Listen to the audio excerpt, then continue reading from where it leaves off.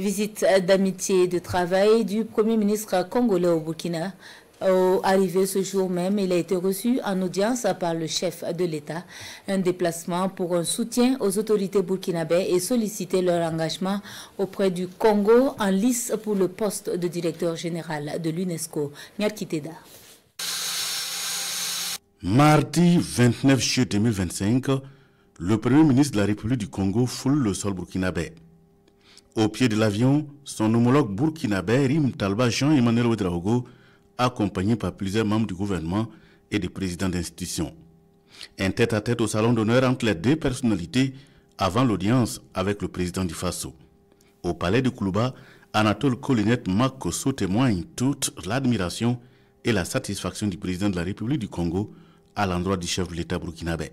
Le président apprécie fortement l'engagement, le dynamisme et la combativité du président du Faso, qui lui font penser effectivement à son propre engagement il y a de cela quelques années, parce que lui-même est arrivé aux affaires pratiquement dans les mêmes circonstances de défi et pratiquement avec la même tranche d'âge.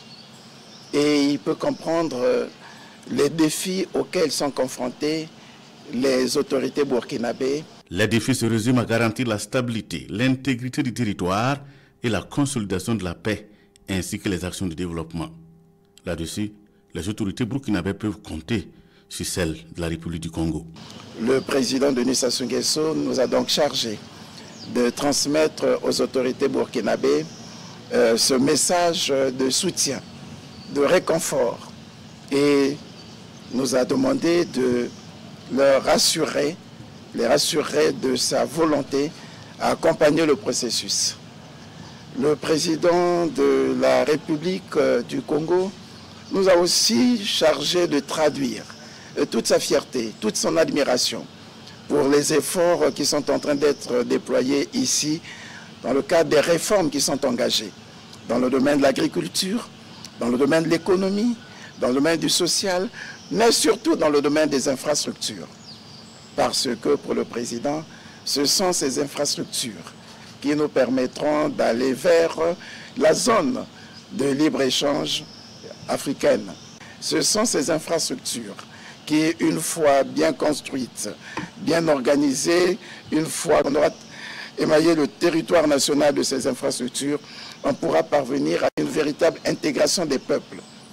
Parce que pour notre continent, il faut réussir l'intégration des peuples. Les échanges au cours de cette audience portent également sur la demande de la République du Congo auprès du président du Faso de soutenir sa candidature portée par Edouard Firmin Makoto au poste de directeur général de l'UNESCO.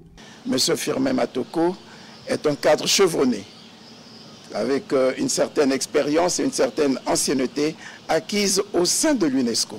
C'est donc un cadre maison. Et comme nous l'a dit le président du Faso, en ce moment où le monde traverse des périodes d'incertitude, en ce moment où nous avons certains États qui se désolidarisent de cet instrument important de cohésion internationale, de consolidation de la paix, il faut qu'il y ait des cadres chevronnés, il faut qu'il y ait des cadres expérimentés pour essayer de relever le défi, la concorde. Il a parcouru l'Afrique en temps de guerre, en temps de paix, en temps d'incertitude. Il a parcouru le Sahel, il a travaillé dans le Sahel et il n'y a aucune raison que les populations du Sahel, les populations du Faso ne puissent pas suivre la voie tracée par le président du Faso en appuyant cette candidature. L'émissaire du président de la République du Congo ressort heureux car, dit-il, il a bénéficié de l'oreille attentive du président du Faso, le capitaine Ibrahim Traoré.